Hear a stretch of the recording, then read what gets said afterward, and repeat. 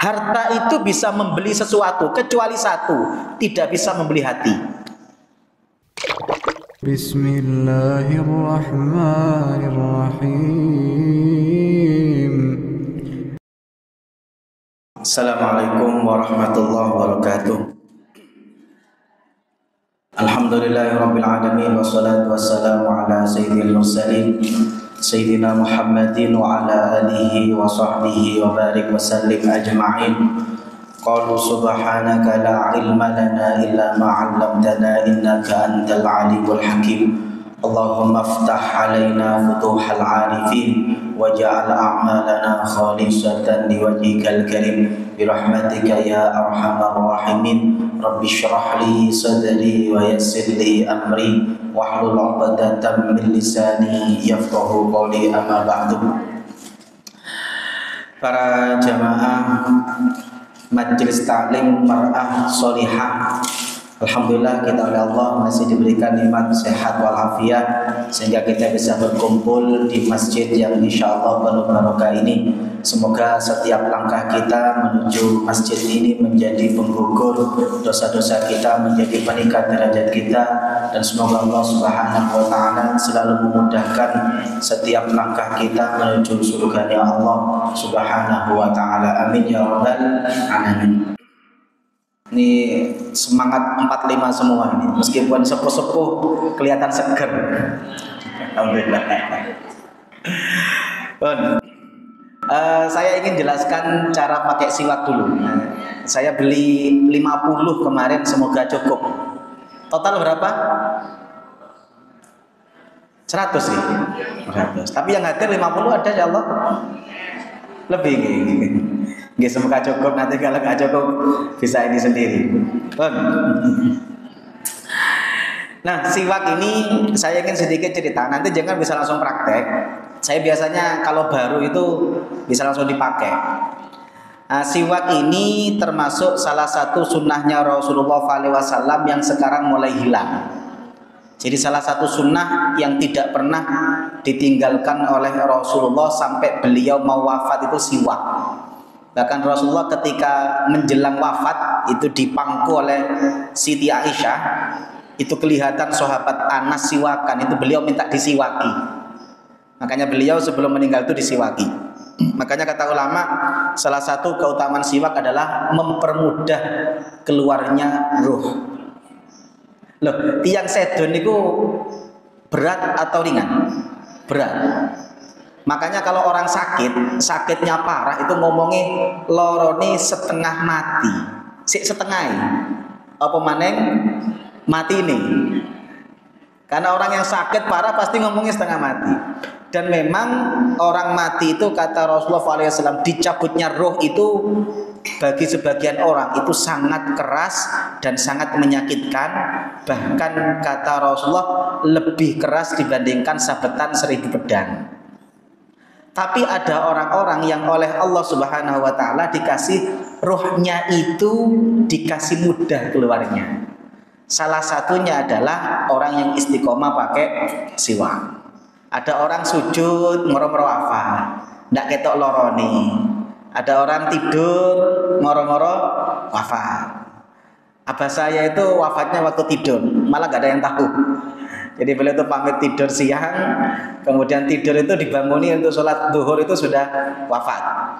Nah, ada dulu salah abahnya Habib Taufik Assegaf yang ada di Pasuruan itu istiqomah pakai siwak. Jadi beliau itu di kamar mandi ada siwak, di musola ada siwak, di kantongnya ada siwak. Itu kemana-mana selalu siwakan.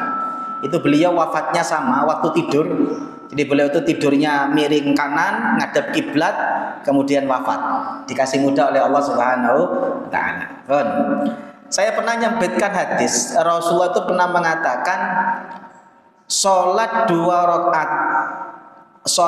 rakaat, rakaatani bisiwakin, sholat 2 rakaat afdhalu min sab'ina rakaat bi ghairi siwak, lebih utama dibandingkan 70 rakaat tanpa siwak.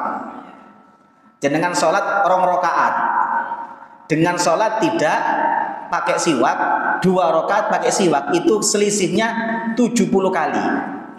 Banyak bukan? Jenengan pernah sholat 70 kali rakaat? Belum pernah kan? Wong sholat terbanyak ngenteni Ramadan. Mek terawih. Enggak terawih dak gitu. Loh, saya tanya jenengan sholat 70 rakaat. Keringetan enggak? Keringetan. Sikil kira-kira kerasa pegel apa maning duwe asam urat. Tapi jenengan pakai siwak keringetan enggak? Pakai siwak keringetan enggak?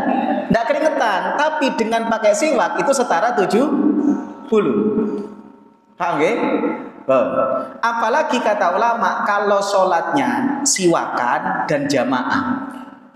Orang sholatnya siwakan dan jamaah. Saya punya satu kitab judulnya Siwak. Orang yang sholatnya jamaah plus siwak itu pahalanya adalah pahala jamaah 27 kali dikali pahala siwak 70 kali. Sekali sholat jamaah plus siwakan setara 1.800 rakaat. Bukan eman. Salate podo, kesele podo, jenengan waktune ngentekno waktune yo podo, tapi pahalanya beda. Apa yang membedakan? Yang satunya ndak siwakan, yang satunya siwakan, yang satunya siwakan plus jamaah. Makanya jenengan kalau sholat di Masjid Nabawi itu kan setara 1.000 rakaat. Sebenarnya Allah adil. Orang yang tidak di Masjid Nabawi, Masjid Nurul Iman itu bisa dapat pahala 1.800. Caranya bagaimana? Jamaah di Masjid Nurul Iman sebelum sholat jamaah menggunakan siwak. Paham ya? Itu pahalanya setara 27 jamaah dikali 70 siwak 1.800. Hanya eman-eman, bon. Nah, jenengan kalau pakai siwak itu siwak itu jangan kalau buka itu masih kulitnya. Kalau saya biasanya kalau baru buka itu langsung tak gigit itu kulitnya bisa terkelupas. Saya biasanya digigit seperti ya di atas ini ujung ini. Ini saya gigit sudah bisa dipakai. Nah, kalau kayak seperti itu saya biasanya saya gigit, kemudian saya gigit. Nah, setelah digigit nanti ininya kayak serabut. Ini kayak serabut. Oke. Jadi biasanya kalau seperti itu saya langsung tak ambil pakai kuku, bisa pakai gigi juga bisa untuk menghilangkan kulitnya. Kemudian saya gigit itu sudah kayak serabut nanti. Nanti kalau lama mengeras. Saya biasanya ya siwak itu juga harus bersih. Kalau saya biasanya tiap hari dibersihkan. Setiap mau sholat dibersihkan. Jadi ojo sampai siwaknya sampai lumutan. Ya harus bersih, siwaknya bersih. Kalau saya biasanya ada yang pakai holder seperti ini lebih enak. Jadi lebih higienis. Tapi kalau tidak pakai holder pun tidak apa-apa. Yang penting jenengan sering-sering dicuci. Saya biasanya kalau kemudian setelah dicuci itu dikeringkan sedikit, saya biasanya pakai tisu supaya agak kering atau kemudian dijemur. Bon. Kalau umpama sudah tidak layak, sudah 1 bulan tidak layak, tinggal jenengan potong pakai pisau.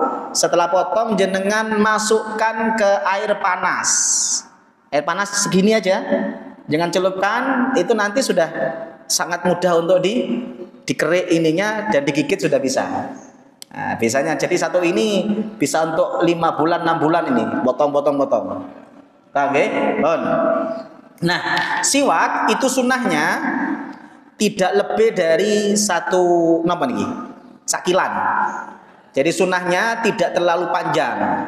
Sunnahnya tidak lebih 1 kilan. Ini sudah cocok ini, tidak lebih 1 kilan. Nomor 2, tidak kurang dari 3 jari. Makanya kalau sudah 3 jari sudah waktunya dibuang. Paham nggih? Jadi tidak lebih dari 1 kilan, tidak kurang dari 3 jari. Nah, ini jangan udah lebih nih. Bon. Lebih dari 3 jari. Bagaimana cara pegang siwak? Cara pegang siwak ujung atas ini dipegang dengan jempol. Kemudian ujung bawah itu di atas jari kelingking. Nah, jari telunjuk, jari tengah sama jari manis itu taruh di atas. Jadi seperti ini. Jadi bukan begini, begini kalau kata yang ngorok. Jadi bukan begini, jadi begini. Nah, ini lihat jempol di atas, jari telunjuk, tengah, jari manis ada di atas, jempolnya di bawah bagian atas, kemudian jari kelingking di bagian bawah. Kelihatan? Bisa ke? Oh, ini cara pakai siwak seperti ini. Bagaimana caranya? Caranya dimulai dari bagian kanan ke tengah. Bagian kanan ke tengah, bagian kiri ke tengah, 3 kali 3 kali. Jadi sunnahnya 3 kali 3 kali. Paham nggih? 3 kali 3 kali. Jari dari ujung kanan ke tengah, ujung kiri ke tengah. Siwak ini baunya khas. Saya senang baunya siwak ini, saya senang. Asalkan tidak dipakai berhari-hari, nggak dicuci, tetap baunya tetap bukan bau siwak nanti. Baunya jenengan nanti. Jadi caranya begini: kanan, tengah, 3 kali, kiri, tengah. Kalau jenengan pingin bagian atas itu juga sama. Bagian 3 kali 3 kali, bagian langit-langit pelan-pelan. Tapi kalau jangan terburu-buru, yang penting 3 kali 3 kali. 1 2 3, 1 2 3 selesai. Tapi kalau yang pingin sempurna kayak tadi, bagian ini juga, atas juga, bawah juga, kemudian lidah juga, dan sebenarnya siwak itu sikat gigi, gosok gigi itu namanya siwak. Ini namanya miswak. Jadi ada siwak, ada miswak. Siwak itu gosoknya, miswak itu alatnya. Alat siwak apakah harus ini? Tidak harus. Cuma kata ulama yang paling bagus ini namanya kayu arok. Namanya kayu arok. Kayu arok inilah yang kayu dipakai oleh Rasulullah SAW untuk siwak. Namanya miswak, alatnya miswak. Jadi siwak itu tidak harus ini. Ustadz boleh tidak pakai sikat gigi? Boleh. Jadi kalau jenengan sikat gigi diniati siwakan itu sunnah. Cuma masalahnya begini, siwak itu kan bukan 2 kali sehari. Kalau sikat gigi pakai sikat gigi itu kan 2 kali sehari. Siwak ini sunnah setiap mau wudhu, setiap mau sholat, setiap mau baca Quran, dan beberapa wiritan lainnya. Pokok setiap melakukan kebaikan, mau wiritan, mau baca Quran, mau wudhu, mau sholat, sunnah pakai siwak. Jadi kalau jenengan, Ustadz boleh enggak saya pakai sikat gigi? Boleh. Cuma aneh kalau jenengan sholat gawa sikat gigi. Apa maning plus odole digawa nang masjid kan aneh. Supaya ndak aneh, simple. Makanya ini yang digunakan sebagai alat untuk siwak, dan ini yang dipakai oleh Rasulullah SAW. Paham ya? Oh, ini cara untuk siwak seperti itu. Bun. Saya kira cukup penjelasan siwak, tinggal prakteknya. Semoga bisa digunakan, ya, biar nanti nambah pahala, Bun. Saya akan membahas fikih kemerdekaan. Sebenarnya ada yang lebih penting dibandingkan fikih kemerdekaan, yaitu tentang fikih perlombaan. Sini banyak perlombaan, betul?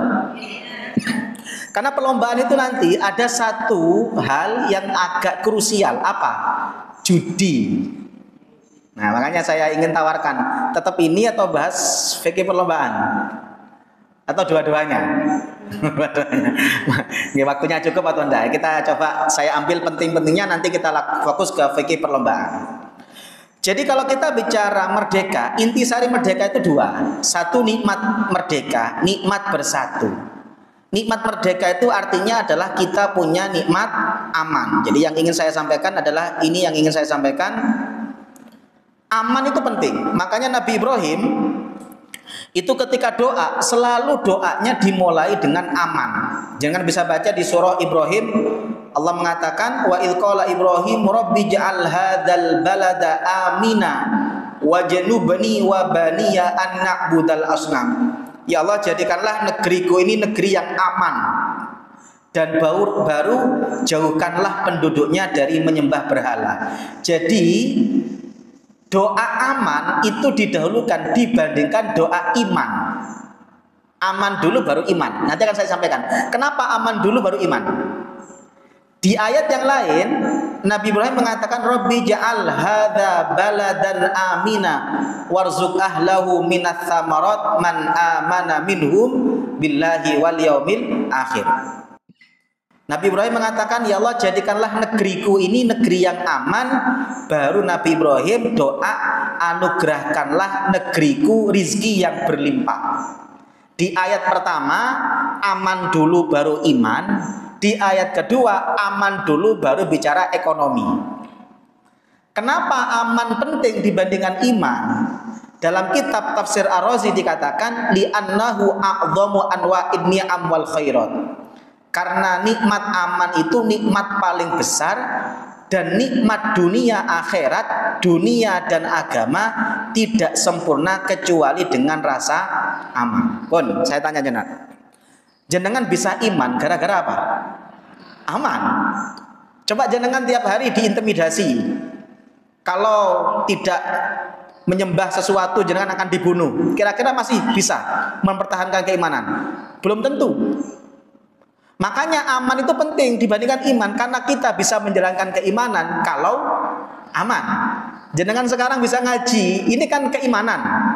Kenapa kok jenengan bisa ngaji? Tentrem. Aman. Bandingkan jenengan dengan saudara kita yang di Palestina yang masih terjajah. Mau sholat resiko nyawa, mau jamaah pernah kejadian masjidnya dibakar, kemahnya dibakar. Artinya menjalankan keimanan tidak nyaman karena tidak aman. Makanya Nabi Ibrahim doa yang pertama apa? Aman dulu baru iman. Karena orang bisa mempertahankan keimanan kalau aman. Jenengan bisa sholat jamaah gara-gara apa? Aman. Coba kalau jenengan umpama diintimidasi, ada ancaman, bisa jenengan sholat jamaah dengan nyaman? Tidak bisa. Paham ya? Satu. Nomor dua, bicara rizki itu bisa dinikmati kenapa? Aman. Jenengan punya uang 1 triliun, punya keluarga banyak, anak banyak, jenengan tinggal di Gaza, bisa menikmati? Tidak bisa. Oh, jenengan punya uang cuma 100.000, tapi karena aman, nyaman, mangan iwak kloto, sambal terasi pedes, gelegean banter. Kenapa kok gelegean banter? Karena aman. Iya Banda. Jangan punya uang 1 miliar tapi tidak aman, bisa menikmati? Tidak bisa. Loh bener. Makanya syukur, jangan aman tuh syukur. Duit dapati akeh ku syukur. Meskipun ATM akhir bulan, apa jenenge ATM ini ku sopan-sopan. Karena selalu minta maaf, saldo Anda tidak cukup. Itu kan sopan-sopan. ATM-nya sopan-sopan. Nah, meskipun ATM sopan-sopan, kalau aman itu kan nyaman. Paham ya? Makanya aman ini penting. Makanya doa Nabi Ibrahim itu selalu aman. Dan kita oleh Allah dikasih nikmat itu. Makanya kita syukuri. Loh, saya nggak bisa bayangkan ya. Umpama kita hidup di Gaza, punya uang berapapun jangan, punya anak berapapun, kita nggak pernah tahu nanti masih kumpul sama anak atau enggak, masih kumpul dengan suami atau istri atau enggak. Kenapa? Karena tidak punya rasa aman. Makanya ini yang perlu kita syukuri. Pun bicara tentang nikmat yang kedua, nikmat persatuan. Indonesia ini unik. Banyak negara itu setelah dijajah itu terpecah-pecah menjadi beberapa negara bagian. Coba jangan lihat beberapa negara. India, setelah Inggris keluar ada Pakistan, ada Kashmir dan lain sebagainya. Tapi tidak dengan Indonesia. Indonesia itu sebelum merdeka terdiri dari banyak kerajaan. Yang antar kerajaan terkadang saling tengkar. Terdiri dari sekian banyak suku, terdiri dari sekian banyak bahasa. Tapi setelah merdeka malah menyatu. Paham ya? Inilah yang kata Allah wa allafa baina qulubihim. Dan Allah lah yang mampu mensatukan hati manusia. Lau anfaqta ma fil ardi jami'an ma allafta baina qulubihim, kata Allah. Andaikan engkau wahai Muhammad menghabiskan seluruh isi bumi, engkau tidak akan pernah bisa menyatukan hati manusia. Harta itu bisa membeli sesuatu, kecuali satu, tidak bisa membeli hati. Paham ya? Harta itu bisa membeli sesuatu, tapi tidak bisa membeli hati. Maka yang bisa menyatukan itu cuma Allah. Dan kita umat Islam, orang yang ada di Indonesia dikasih nikmat itu. Dari asalnya terpecah-pecah dari kerajaan-kerajaan, suku-suku, oleh Allah malah disatukan. Dan itu tidak akan bisa kecuali Allah. Ini yang kemudian harus kita syukuri. Bon, saya percepat karena nanti akan saya sampaikan di perlombaan. Nah, makanya ada beberapa prinsip. Ada jenengan pernah dengar hubbul watan minal iman? Cinta tanah air itu sebagian dari keimanan. Pernah dengar? Itu hadis atau bukan? Bukan hadis. Ini yang harus kita sepakati. Kalau ada orang mengatakan hubbul watan minal iman, hadis, itu keliru. Tapi hubbul watan minal iman meskipun bukan hadis, ini diambilkan dari intisari yang ada di Al-Quran dan hadis. Ayo kita lihat satu-satu. Di Al-Quran Allah subhanahu wa ta'ala berfirman, innalladzi farada 'alaikal Qur'an laraduka ila ma'ad.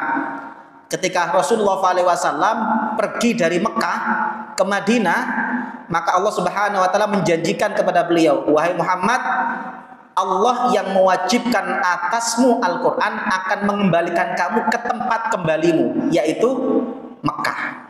Makanya hadis ini, ayat ini dalam kitab tafsir Ruhul Bayan dikatakan wa fi tafsiril ayat isyaratun ila anna hubbal watan minal iman.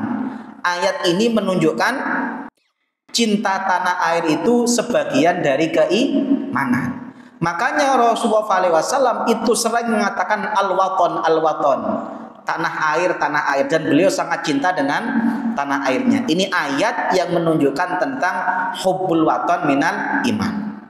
Di hadis Rasulullah SAW pernah, ini hadis riwayat Bukhari, Rasulullah SAW itu kalau perjalanan jauh, itu beliau kalau lihat dinding-dinding Madinah, itu kendaraannya dipercepat. Kenapa? Pingin cepet nyampe ke tanah airnya. Makanya kata ulama, hadis ini menunjukkan hubbul watan itu minal iman. Cinta tanah air itu bagian dari keimanan. Karena Rasulullah SAW itu kalau perjalanan jauh, mau pulang ke Madinah, kelihatan dinding kota Madinah itu sudah tidak sabar ingin cepat nyampe.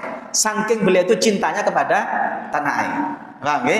Ini dasar tentang hubbul watan minal iman. Pun, lanjut. Nah, NKRI ini sebenarnya lebih mirip, kalau di zaman Rasulullah itu ada namanya Piagam Madinah.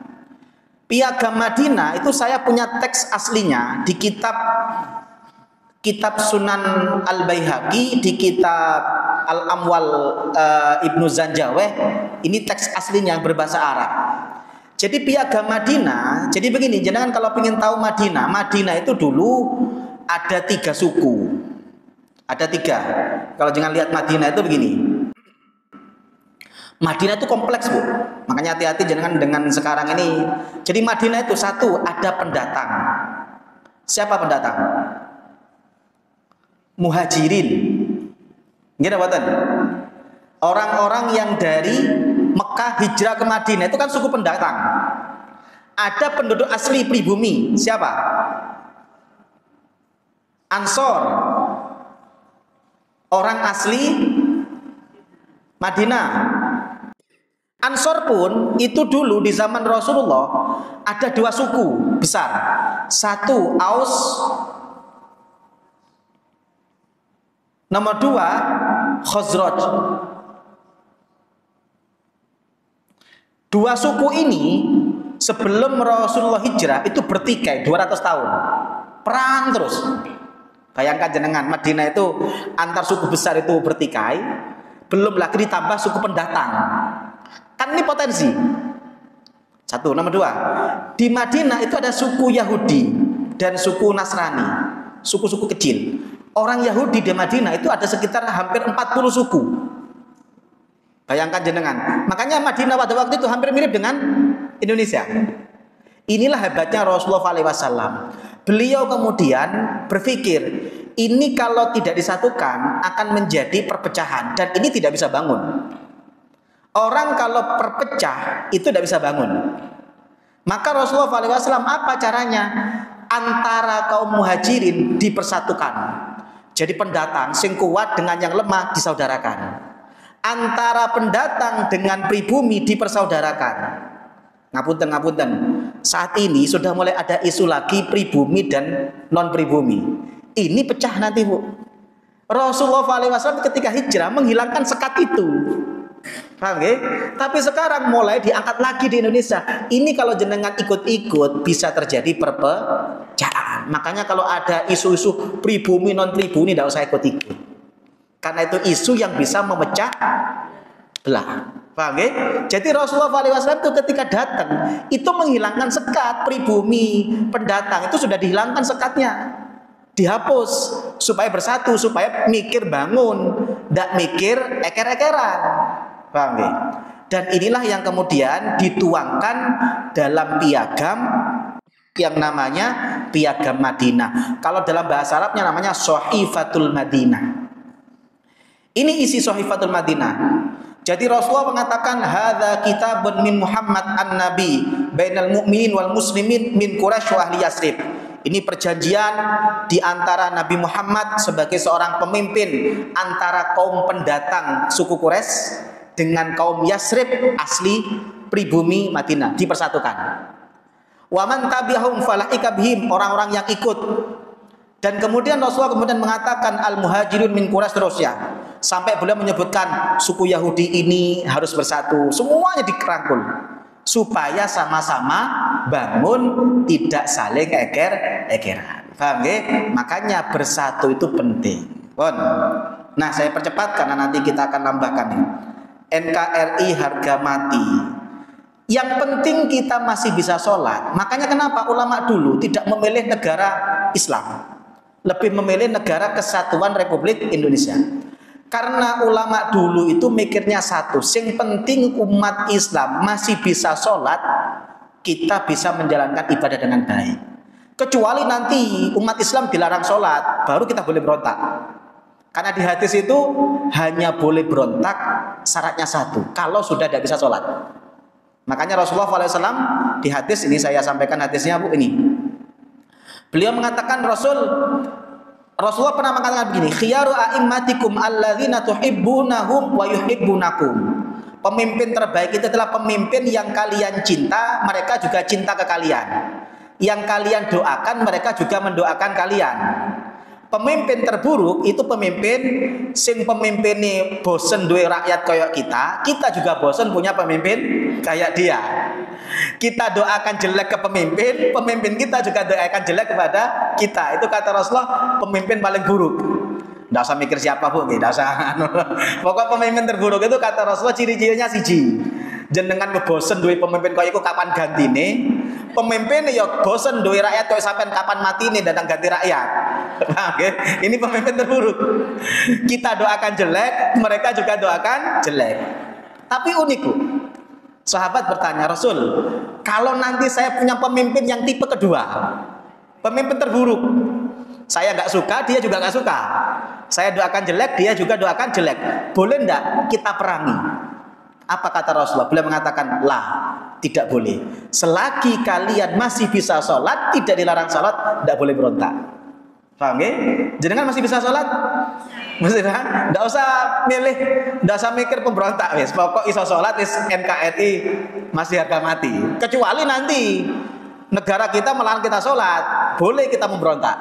Paham ya? Ini prinsip yang diajarkan Rasulullah dalam hadis riwayat Muslim. Begini Bu, apunten, ini penting. Ini nanti terbukti. Ini pernah disampaikan oleh seorang ulama di Syria dan sekarang terbukti. Amr bin As itu pernah berkata, ya bunayya sultanun adin khailun min matorin wabil. Pemimpin adil itu jauh lebih baik dibandingkan hujan deras. Tapi wa asadun hatum khairun min sulqamin dhalum. Serigala, macan, harimau buas itu masih lebih baik dibandingkan pemimpin zalim. Ulang lagi. Serigala, harimau, singa buas itu jauh lebih baik dibandingkan pemimpin zalim.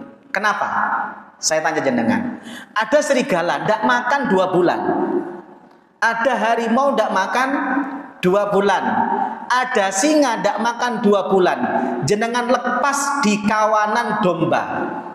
Pertanyaan saya, kira-kira entek domba berapa? Banyak, paling cukup 2. Kenyang kan berhenti. Buas-buasnya hewan itu ada batasnya. Tapi kalau pemimpin zalim dilepas, jangankan domba, sak kandang-kandangnya iso entek. Paham nggih? Jadi hewan buas itu jauh lebih baik dibandingkan pemimpin zalim. Kenapa? Karena kerusakan hewan buas itu tidak seberapa. Ada singa, ada harimau, ada serigala. 2 bulan tidak makan, dilepas, mentok habis 2-3. Tapi kalau pemimpin zalim dilepas, oh ini enggak ono enteke. Wong bantuan sosial iso entek. Wong bantuan sosial itu loh untuk fakir miskin, iku isih kolu. Paham ya? Pertanyaan saya, pemimpin zalim itu apakah yang korupsi itu miskin atau kaya? Loh, itu pemimpin zalim. Makanya kata Amr bin As, pemimpin zalim itu jauh lebih buruk, jauh lebih bahaya dibandingkan serigala, singa atau harimau yang kelaparan. Tapi pemimpin zalim masih lebih utama dibandingkan nanti digulingkan, setelah digulingkan terjadi perang saudara. Paham ya? Loh, ini yang ditakutkan, Bu. Coba jangan lihat Timur Tengah. Syria sampai sekarang nggak selesai. Kemudian beberapa negara. Makanya kata ulama, selagi pemimpin itu sak zalim-zalimnya pemimpin, yang penting dia masih memperbolehkan kita sholat, kita tidak boleh berontak. Karena kalau nanti berontak, yang terjadi perang saudara. Perang saudara ini lebih buruk dibandingkan pemimpin zalim. Makanya kenapa ulama-ulama kita lebih memilih mendamaikan.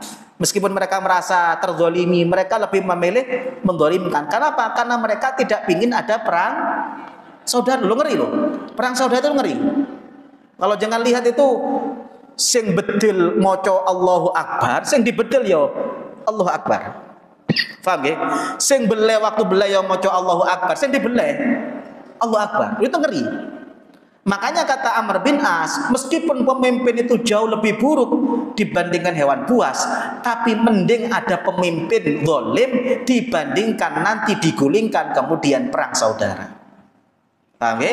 Makanya ini kenapa ulama-ulama kita lebih memilih untuk mendamaikan, tidak frontal.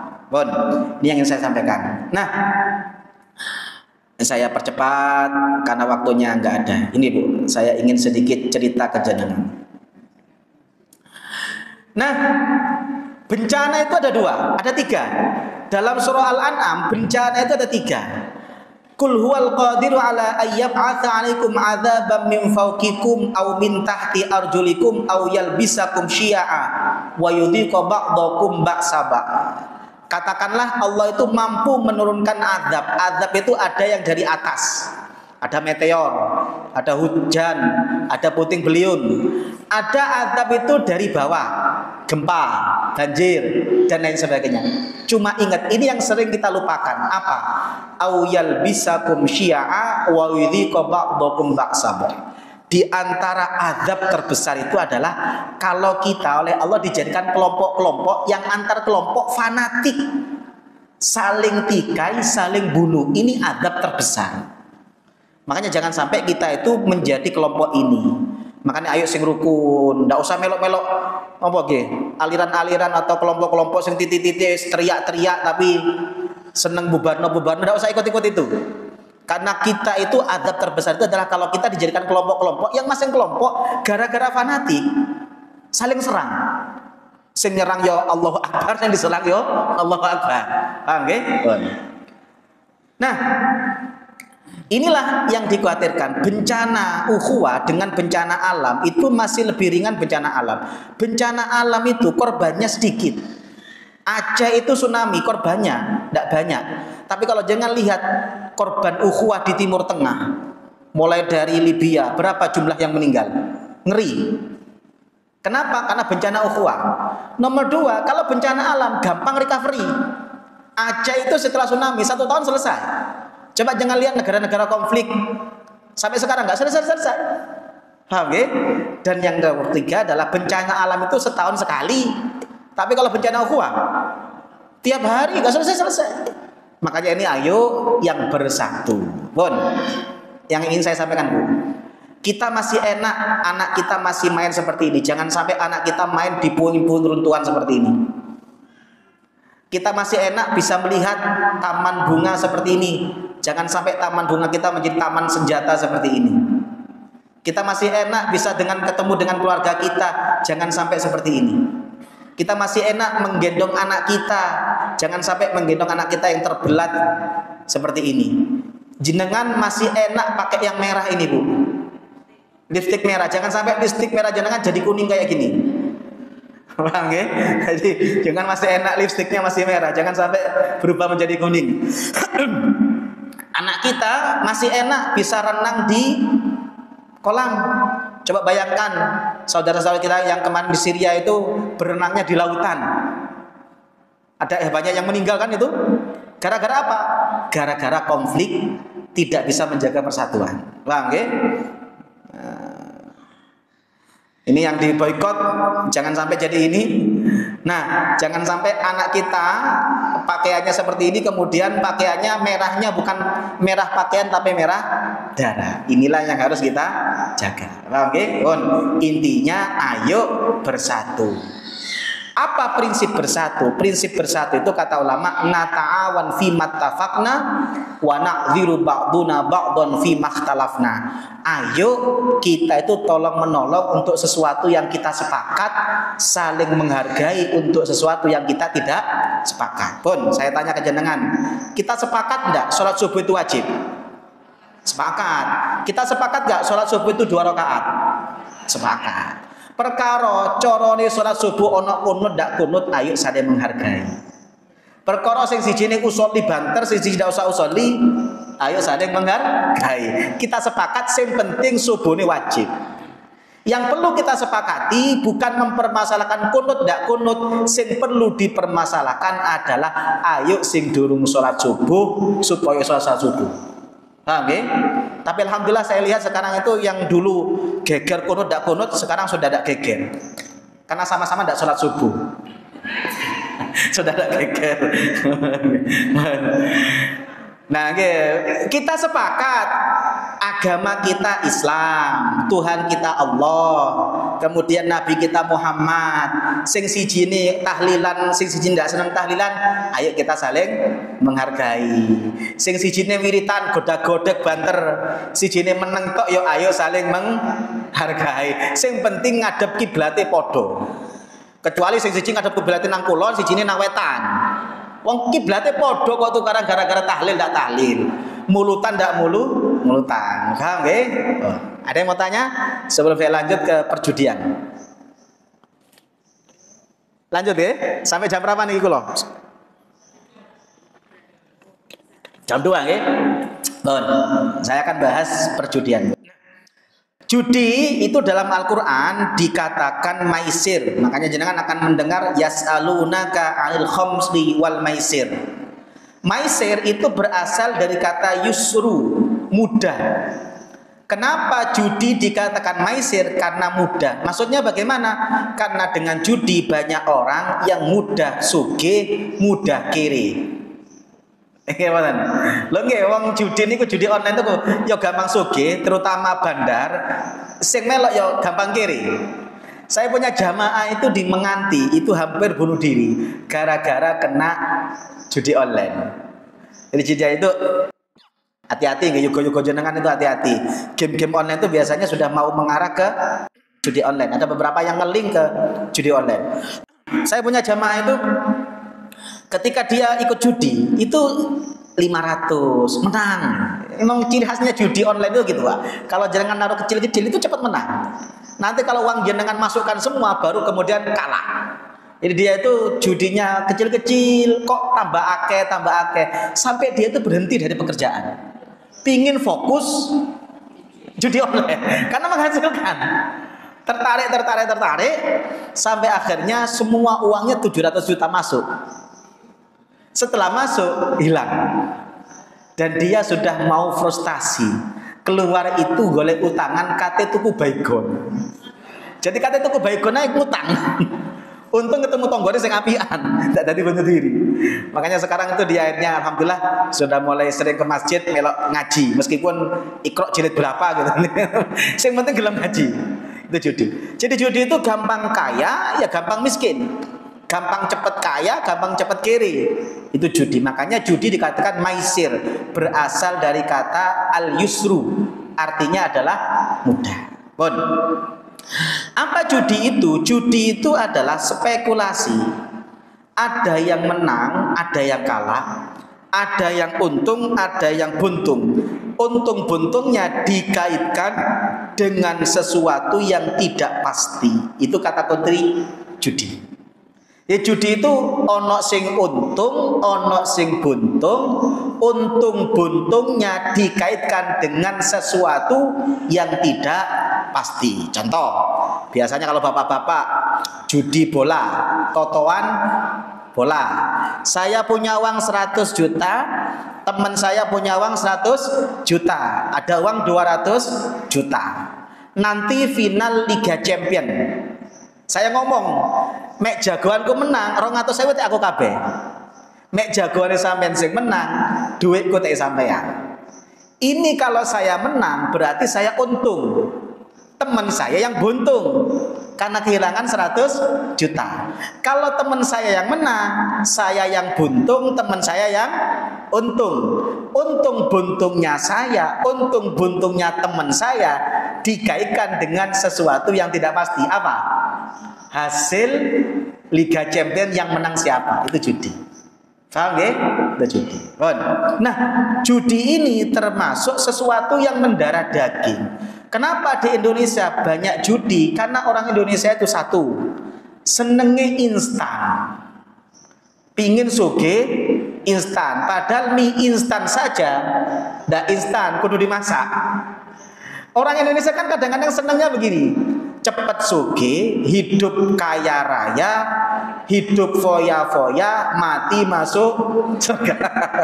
Pingin cepat suge, kaya raya, untuk bisa foya-foya, nanti mati masuk surga. Nah ini yang kemudian menjadikan orang seneng judi.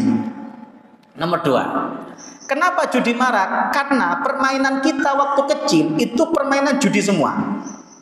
Ini jenengan permainan ini yang laki-laki, tapi ibu-ibu juga bisa ini. Permainan kecil itu permainan judi semua. Permainan kelereng ini judi. Saya punya 10 kelereng, teman saya punya 10 kelereng, ada 4, dijadikan 1. Kita main titis-titisan. Sing titis nyirik, ya kan? Saya asalnya bondo 10, karena saya titis nyirik 40. Teman saya buntung. Kenapa kok buntung? Kehilangan 10. Untung buntungnya saya dikaitkan dengan sesuatu yang pasti apa? Titis tidak titis. Loh itu judi. Zaman saya waktu kecil, kelereng itu bisa dijual antar teman. Biasanya teman saya yang titis ikut duwe akeh. Dari mana uangnya banyak? Kelerengnya. Itu judi. Nah, oke. Ada lagi karet. Kalau karet itu begini, bukan karet yang untuk ini. Kalau karet itu begini, saya dulu gini, karet itu. Nggak tahu di desa jenengan sama enggak.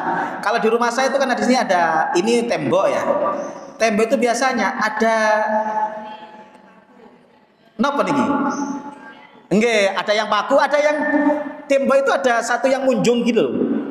Nggih, munjung. Nanti ada karet dilempar ke sini, nyantol enggak nyantol nang kene. Oh baik sama gitu berarti gitu. Sama berarti. Berarti ini pelaku semua ini. Loh, itu judi. Dari mana judinya? Saya ngasih 10 karet, 20 karet, teman saya 20. Nanti ada satu karet itu yang dilempar ke sini. Nanti saya nyantol menang. Gimana? Loh kalau saya menang berarti saya untung. Kenapa kok untung? Saya dapat semua karet yang disetorkan teman saya. Dan untung buntungnya dikaitkan dengan sesuatu yang pasti apa? Nyantol enggak nyantolnya karet yang saya lempar. Dan itu zaman saya diperjualbelikan karet itu antar teman. Paham ya? Itu judi. Makanya sekarang judi itu marah. Kenapa? Permainan kecil itu judi semua. Oke, ini kan sepertinya saya sama dengan pelaku semua ini kan, pelaku semua waktu kecil ini. Ada lagi ini, kartu. Anak kita nggak tahu ini anak kita, kelereng karet nggak tahu. Kita yang tahu. Loh kalau dulu saya masih ingat waktu saya SD itu ada kartu itu biasanya kartu karakter. Ada Power Rangers, ada Satria Baja Hitam, ada Sailor Moon, macam-macam. Lo itu biasanya ditumpuk 10 tumpuk. Nanti main kartu dibuka, tepak nyirik. Sing kalah rugi. Artinya ini judi. Dari mana judinya? Kalau saya tepak, itu kan berarti saya nyirik semuanya. Teman saya rugi. Dikaitkan dengan sesuatu tidak pasti. Dan itu zaman saya, kartu ini bisa diperjualbelikan antar teman juga. Itu judi.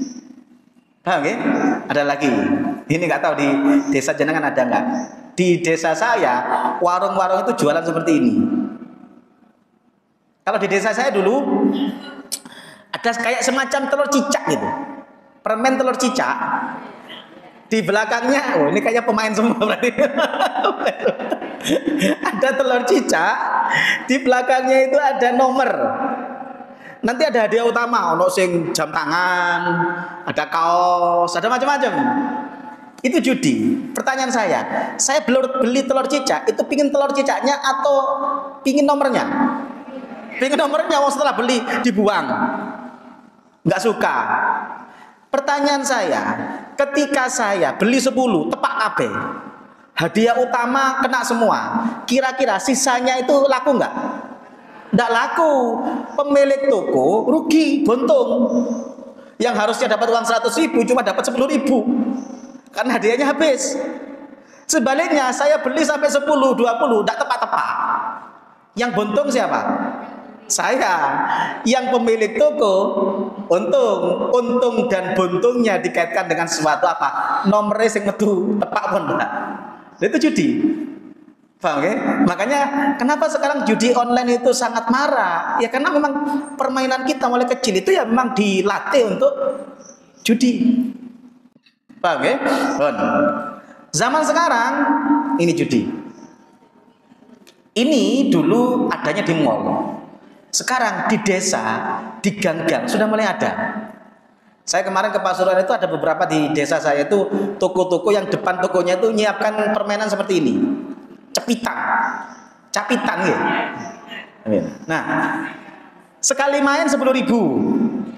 Saya 10.000 itu bayar apa? Bayar apa? Tidak ada, bayar tepak-tepakan. Iya kan? Kalau saya mama bayar 10.000, kok tepak hadiah yang gede nih?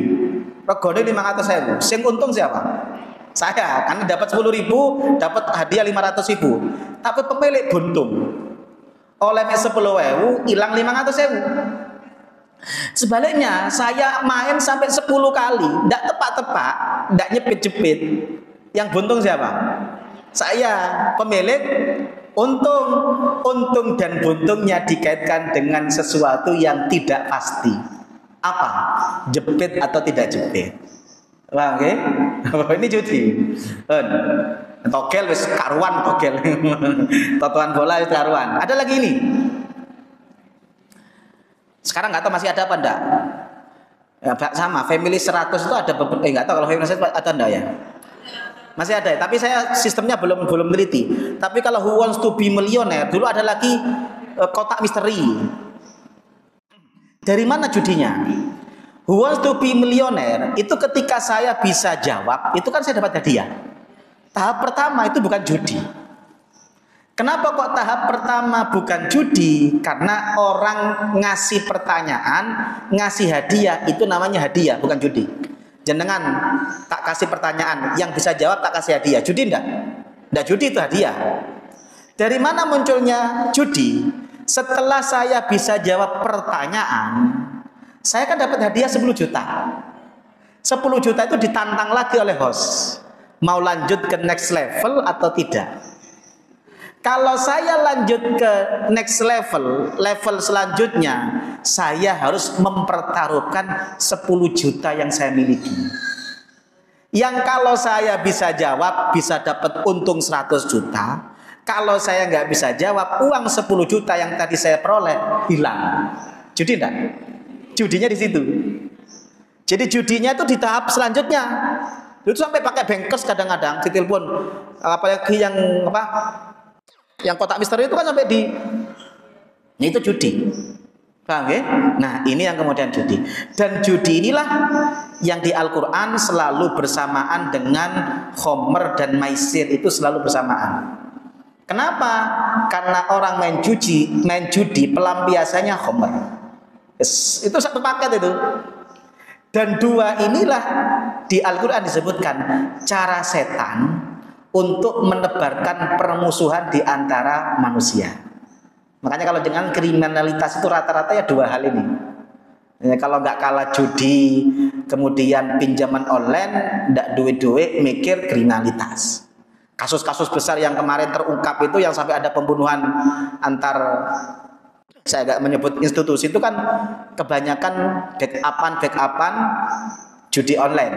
Nah, ini memang dua hal ini, judi khomer. Oke, lanjut. Nah, kita bicara perlombaan. Perlombaan itu secara umum hukumnya boleh asalkan tidak melibatkan hadiah. Nanti kalau pakai hadiah ada klasifikasinya. Kalau tidak pakai hadiah itu boleh. Ada lomba lari, ada lomba memanah, ada lomba gulat pun boleh. Yang penting tidak melibatkan hadiah. Dan ini pernah dilakukan Rasulullah dengan istrinya. Jadi Rasulullah SAW itu salah satu cara beliau romantis dengan Siti Aisyah, itu beliau kalau perjalanan jauh sering ngajak lomba lari dengan istrinya. Ini cocok jenengan sing sepuh-sepuh. Lomba lari dengan kakek nenek sing delok putune. Oh, cocok nih. Rasulullah kalau perjalanan jauh itu sering lomba lari. Kata Siti Aisyah, saya pernah di perjalanan jauh lomba lari dengan Rasulullah, fasabaqtuhu ala rijlaya. Ketika itu saya menang dengan Rasulullah. Tapi kata Siti Aisyah, falamma hamiltul lahma. Setelah nikah kok saya tambah gemuk, kata Siti Aisyah. Ini pengakuan sendiri. Setelah nikah saya tambah gemuk. Ketika saya tambah gemuk, saya diajak lomba lari dengan Rasulullah dan yang kedua saya kalah. Dan Rasulullah mengatakan, Aisyah, kemenanganku ini sebagai penebus kekalahanku yang sebelumnya. Ini Rasulullah SAW. Nah, saya punya materi unik kalau kita bicara Rasulullah itu, masya Allah. Cara bagaimana beliau memperlakukan keluarga itu luar biasa. Itu Rasulullah. Jadi Rasulullah itu sangat romantis. Cuma waktunya nggak bisa. Saya kasih satu saja. Salah satu ciri romantisnya Rasulullah itu sering kalau makan itu makan bareng satu piring. Dan beliau itu sering minumnya bekas istrinya Siti Aisyah. Salah satu yang menjadikan Siti Aisyah itu terkesima adalah beliau mengatakan, saya pernah minum di satu gelas, Rasulullah SAW minum dari gelas yang aku gunakan. Dan beliau, kata Siti Aisyah, meletakkan bibirnya di bekas bibirku. Ini Rasulullah SAW. Nah, ini yang kemudian, masya Allah, ini Rasulullah SAW. Ya sama dengan suami jenengan lah, Bu, romantis. Ya, jenengan tidak bisa nuntut suami jenengan karena jenengan tidak seperti Siti Aisyah. Jadi saling menghargai. Yang penting sholat ngadep kulon, alhamdulillah, Bu, syukur. Saya pernah cerita ada 4 perempuan penghuni surga, itu menggambarkan karakter beda-beda. Belum pernah cerita di sini kalau? Belum, biasa kapan-kapan. ini nggak selesai nanti jenengan sampai jam berapa? Ini sampai jam 3 berani jenengan. Kalau takutnya nanti nggak selesai. Terus kapan-kapan. Nah, jadi pemimpin surga itu ada 4, Bu. Dia menggambarkan 4 wanita di dunia itu pasti 4 ini. Jadi kata Rasulullah SAW itu pemimpin dunia itu ada 1 Fatimah, Khadijah, kemudian Asia, Maryam. Ada 4. Ini mewakili semua perempuan di dunia. Ada tipe Khadijah. Tipe Khadijah itu suami soleh, mapan, istri solehah, mapan. Karena Khadijah itu pedagang, solehah, istrinya Rasulullah SAW soleh, juga ahli dagang. Ada tipe suami itu kayak Fatimah yang digambarkan oleh Rasulullah. Fatimah itu mewakili suami istri sama-sama soleh solihah, tapi secara materi kekurangan. Itu Fatimah. Fatimah itu solihah, istrinya Ali soleh, tapi secara ekonomi kurang. Paham ya? Karena Fatimah itu sama-sama miskin. Bahkan pernah Sayyidina Ali itu ketinggalan sholat Jumat karena bajunya gantian dengan istrinya.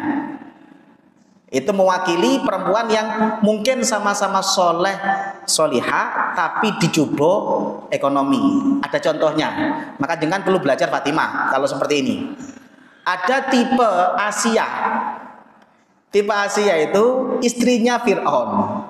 Istrinya solihah, bojone koyok Fir'aun. Nah, makanya jenengan mek bojone ndak koyok Fir'aun wis syukur. Paham ya? Jadi jenengan wis bojoku ngoroki banter salat wis syukur, sing penting duduk kaya Firaun. Karena ada tipe yang ketiga. Tipe yang ketiga itu Asia, itu mewakili istrinya solihah tapi suaminya Firaun. Siapa yang nggak tahu Firaun? Oh, bukan jahat biasa, bagian belai arek cilik. Loh ya kan Firaun itu kan bagian belai arek cilik. Nah, kalau jangan lihat kisah Firaun itu kalau ada bayi lahir laki-laki kan dibelai, itu Fir'aun. Tapi istrinya solihah namanya Asia. Ada tipe keempat. Ada tipe keempat itu tipe yang kemudian Siti Maryam. Siti Maryam inilah yang kemudian mewakili perempuan yang belum menikah. Jadi kalau jenengan tipe perempuan itu yang 4 ini. 4 perempuan ini yang kemudian dijamin masuk surga karena 4 perempuan ini mewakili semua jenis perempuan di dunia. Jadi kalau jenengan tipe yang mana ya jangan tiru yang mana. Apa tipe Khadijah, apa tipe Fatimah, apa tipe Asia, apa tipe Maryam. Paham nggih? Nah, kembali lagi ke tadi kita bahas yang lomba.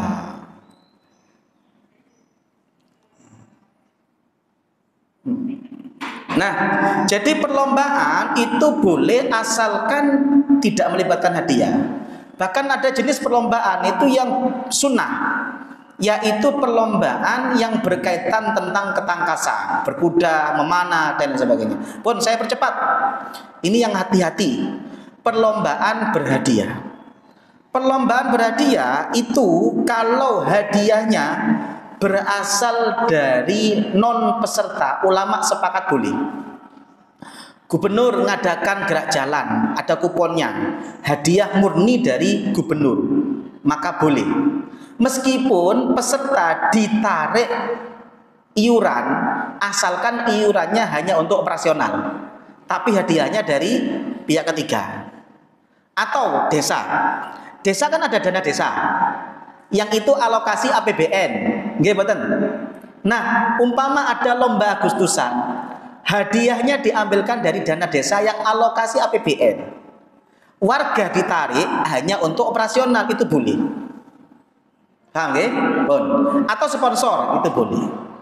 Yang kedua, hadiah boleh menurut mayoritas ulama kalau hadiahnya dari salah satu.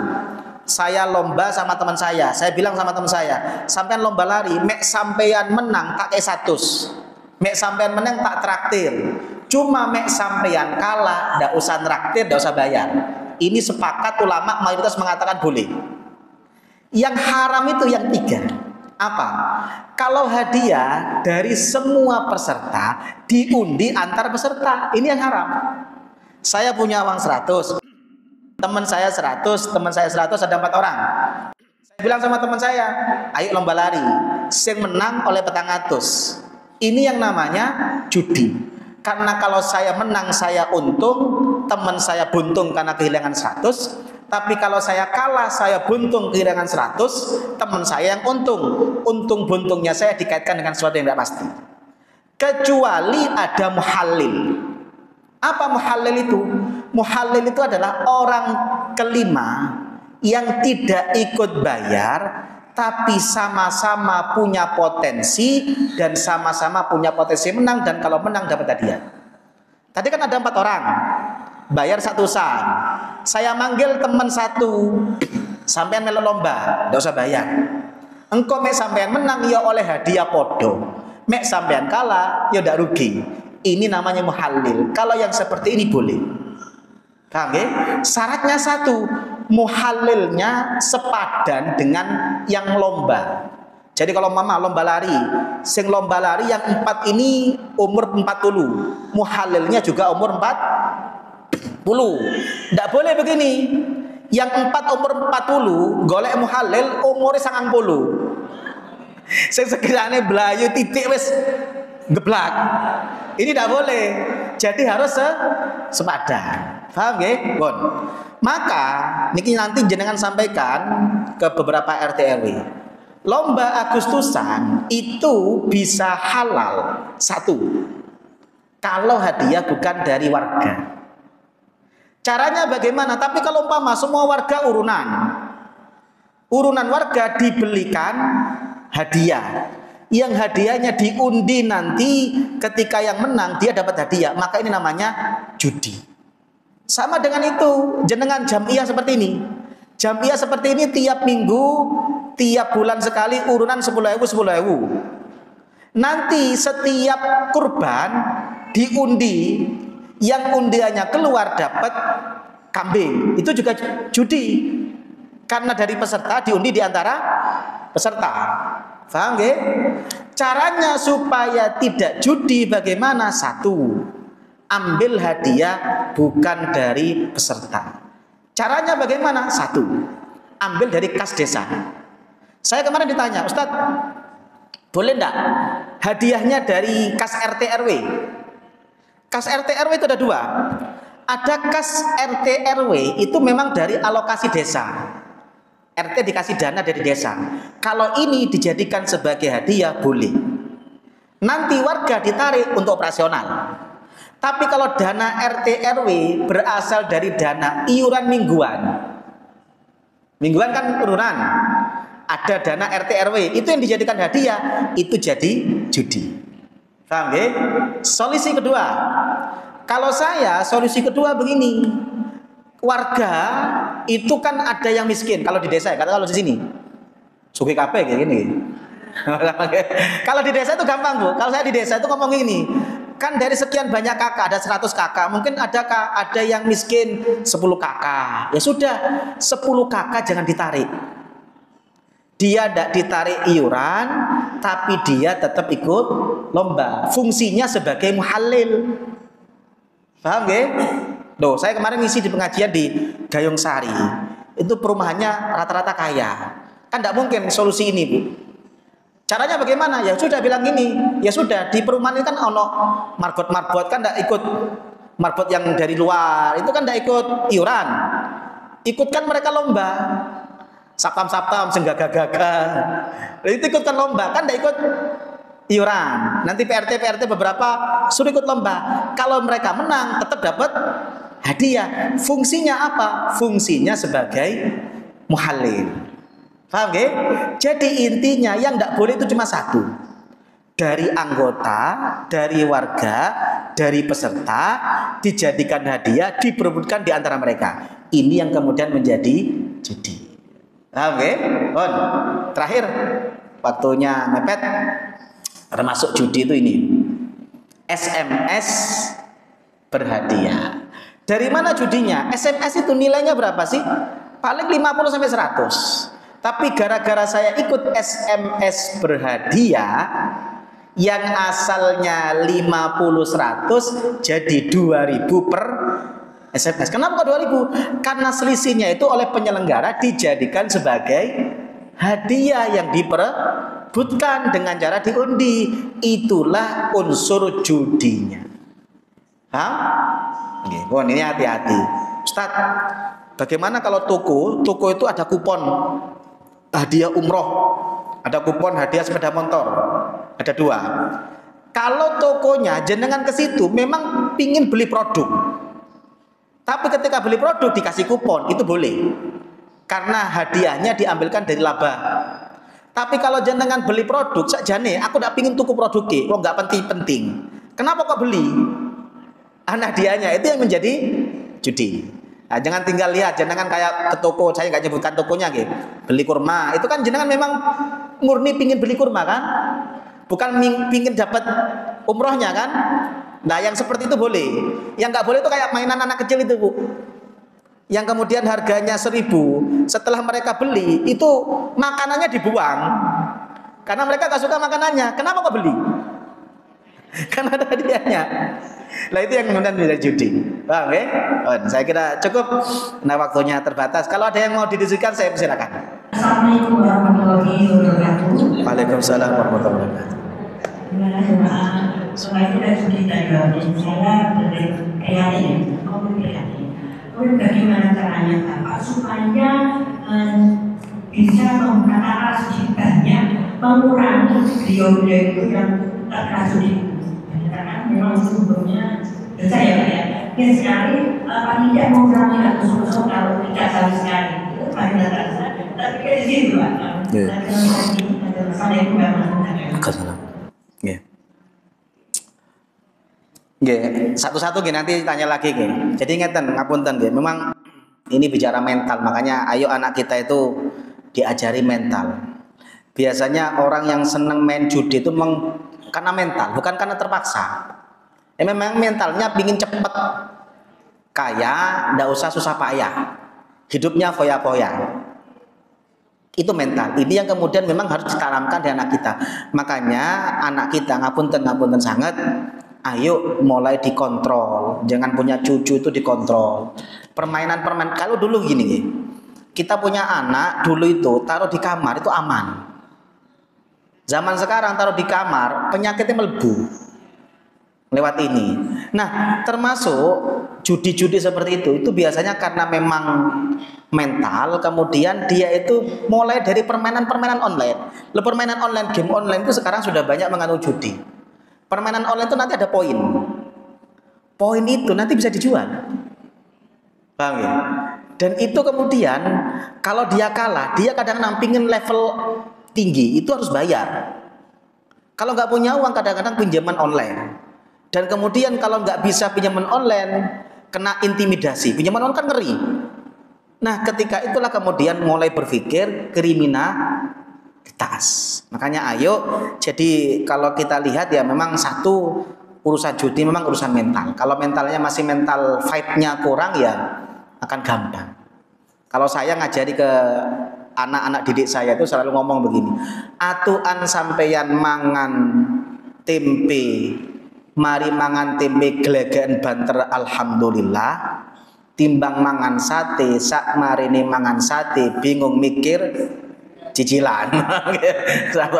Memang bicara mental loh. Jadi memang harus pelan-pelan. Nah, penyadaran seperti inilah ayo jenengan menjadi bagian dari penyadaran. Termasuk nanti yang di lomba-lomba. Ayo jangan musyawarahkan. Saya sering ngomong, lomba-lomba tidak usah dihapus karena itu sudah ya sudah apa-apa lah. Ayo ditoto ulang. Kalau saya usul begitu. Saya usulnya cuma dua. Kalau di sini memungkinkan ada warga yang tidak ditarik iuran, maka warga yang tidak ditarik iuran inilah yang kemudian menjadi muhallil. Saya nggak tahu, masing-masing daerah soalnya beda-beda. Masing daerah saya ketika ngaji pengajian di desa dengan di perumahan yang agak ini, itu solusinya beda-beda karena yang masing-masing daerah itu beda-beda. Ngerti nggih? Monggo, ada lagi, monggo. Assalamualaikum warahmatullahi wabarakatuh. Waalaikumsalam warahmatullahi wabarakatuh. Di tempat saya itu kebetulan kadang-kadang saya jualan pol. Tapi kadang-kadang orang yang berhenti dan saya masih sia-sia. Seperti itu kita ada yang tidak bisa, ada yang dapat jualan beli kupon satu bulan dapat 10 hadiah. Itu gimana? Oke. Terima kasih. Assalamualaikum warahmatullahi wabarakatuh. Sebentar. Ada satu orang beli. Bener. Ya, terus? Kebetulan dia dapat hadiah sampai 500. Oh. Ada yang enggak Tapi yang ikut lomba hanya yang beli kupon. Iya.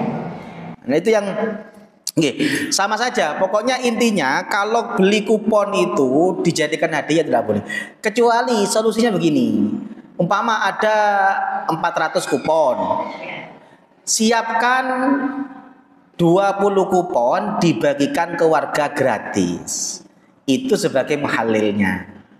Memang ada saja dia akan dibagi, tapi juga ada yang dijual. Tidak dijual semua. Kemudian yang saya kasih bundel, yang per RT kasih sebuah bundel, 2 bundel itu dibagikan warga. Yang lain dijual. Betul. Yang 2 bendel tidak bayar. Hadiahnya dari Hadiahnya dari adanya kadang-kadang apa ya? Sponsor. Oke. Jadi kalau hadiahnya dari sponsor tidak masalah. Jadi yang nggak boleh itu kupon dijual, yang bisa dapat hadiah yang punya kupon. Tapi kalau umpama dari sponsor itu tidak masalah. Contoh begini, kalau saya dulu waktu saya di Kopontren Sedogiri, termasuk hadiah yang bisa peluang judi itu adalah RAT. Rapat anggota tahunan koperasi itu kan biasanya ada hadiah yang diundi ketika RAT. Itu kalau diambil kalau dari dana koperasi itu bisa judi. Kenapa? Karena koperasi kan milik anggota. Berarti kan dana dari anggota diundi di antara anggota. Makanya ketika saya dulu menjadi wakil ketua pengurus di Kopontren Sedogiri, saya usul. Apa usulnya? Semua hadiah diambilkan dari sponsor. Kan biasanya kalau Kopontren itu ada supplier itu kan banyak, bisa sampai 1.000. Nah masing-masing supplier saya kasih proposal. Ada yang supplier besar itu ngasih umroh, ada yang ngasih kulkas, ada yang ngasih lah. Hadiah ini semuanya dari sponsor, tidak boleh dari uang koperasi sama sekali. Tapi operasional ambil dari uang koperasi. Boleh apa enggak? Boleh. Karena intinya satu, hadiah tidak boleh dari peserta diundi antara peserta. Paham ya? Kalau yang dari sponsor tidak masalah.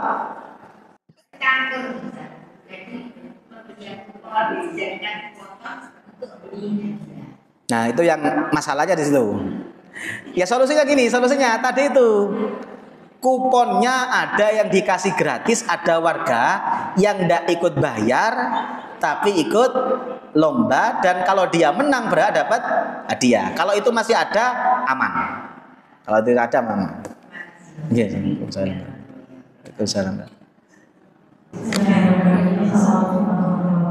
Waalaikumsalam.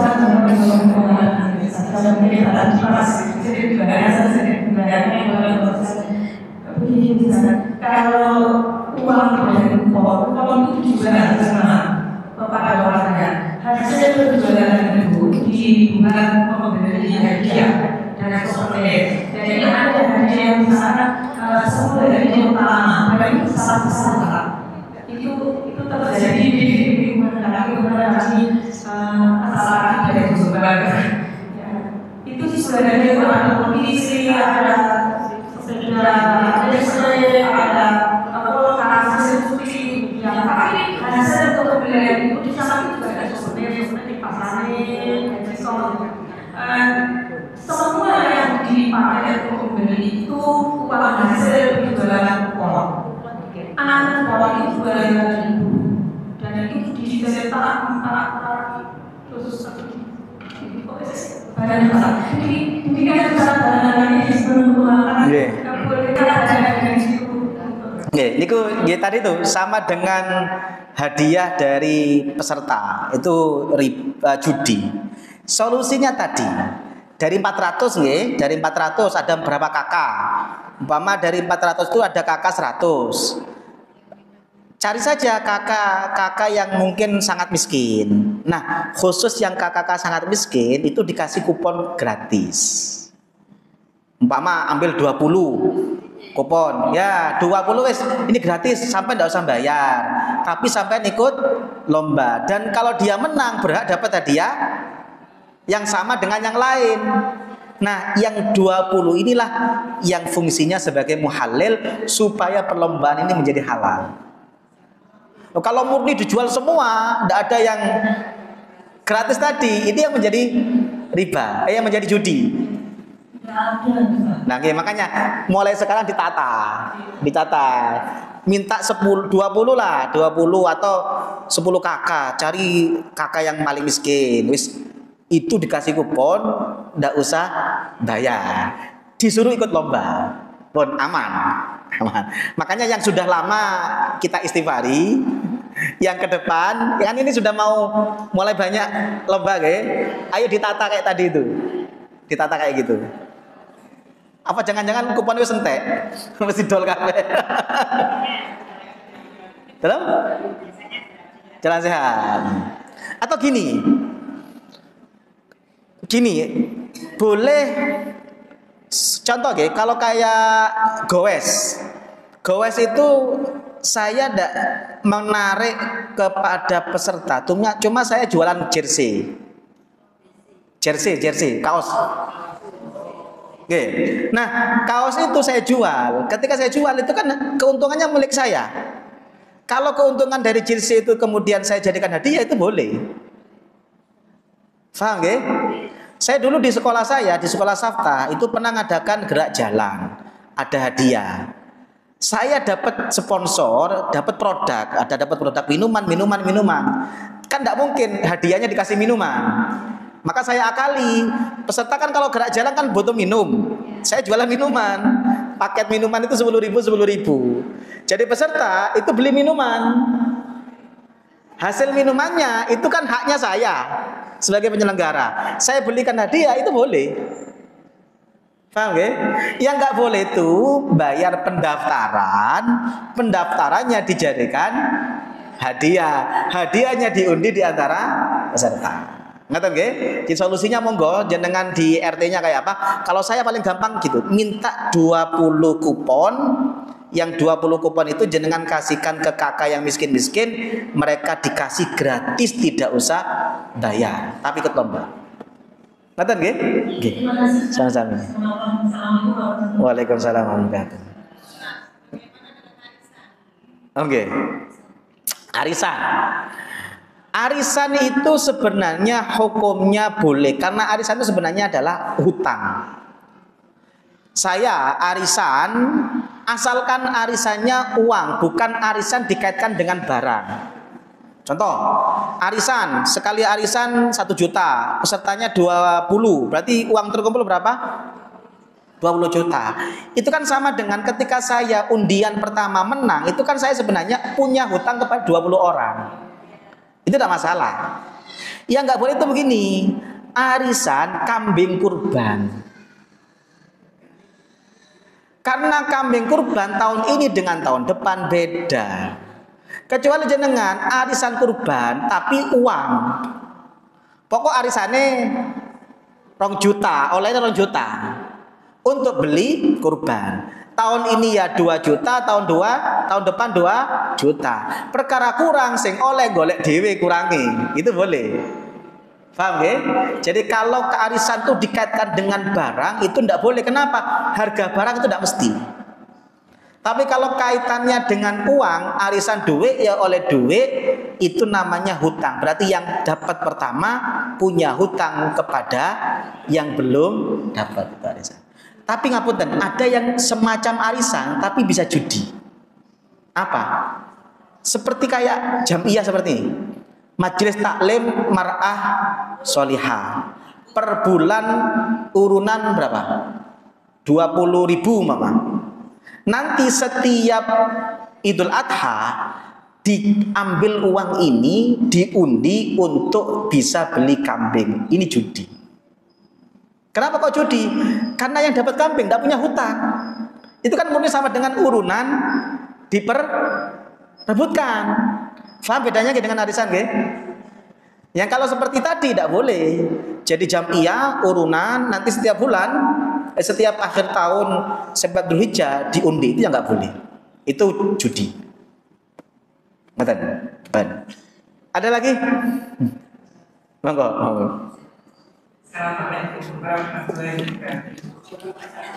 Waalaikumsalam warahmatullahi wabarakatuh. Yang saya tanyakan gimana orang kalau ada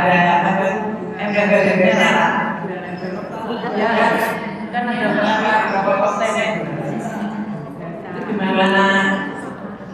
Terima kasih. Ini yang agak lama ini, Bu.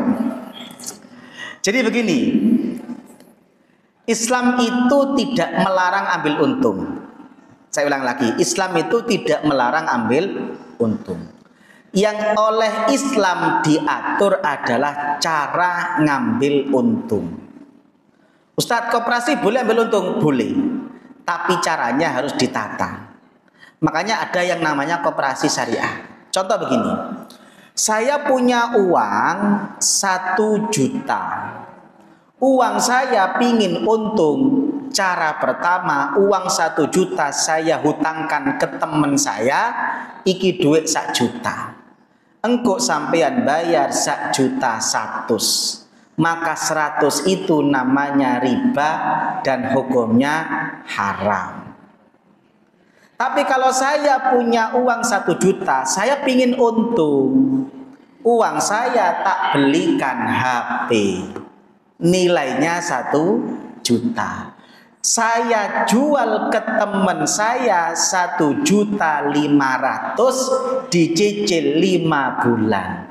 Meskipun labanya 500 halal. Karena jual beli. Jadi kalau bicara koperasi, caranya halal atau haram ya tergantung akadnya. Nah, akadnya itu sesuai kebutuhan. Paham ya? Ya itu yang harus dipreteli siji-siji.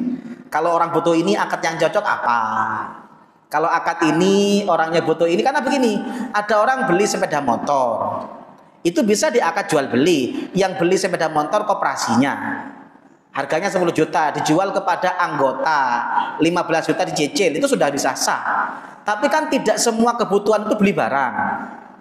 Ada kebutuhan untuk anaknya bayar SPP, ini nggak bisa pakai akad jual beli.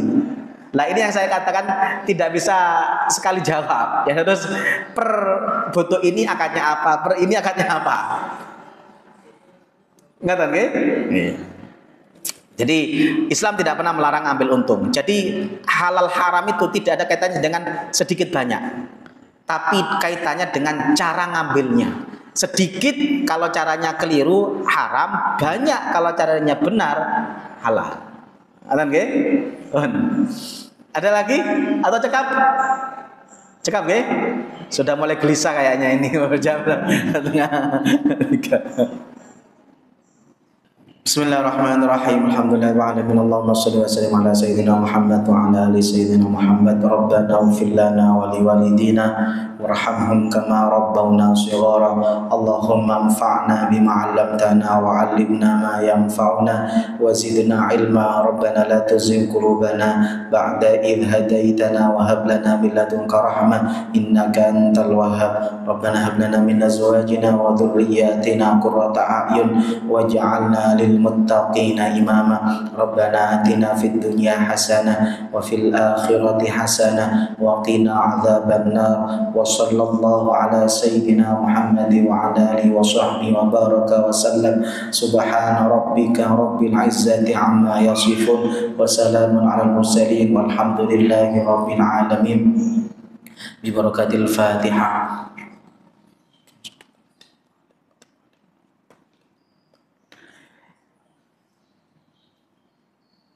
Ini yang bisa saya sampaikan, kurang lebihnya saya mohon maaf. Subhanakallahumma bihamdika asyhadu an la ilaha illa anta astaghfiruka wa atubu ilaik. Wa akhiran assalamualaikum warahmatullahi wabarakatuh.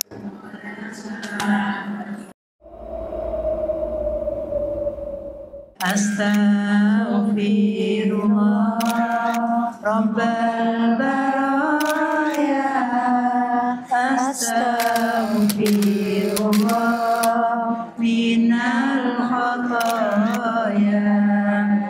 Astaghfirullah Rabbal baraya.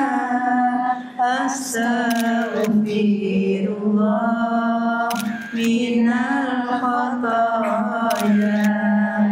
Rabbi zidni ilman nafi'an wa waffiqni amalan maqbulan.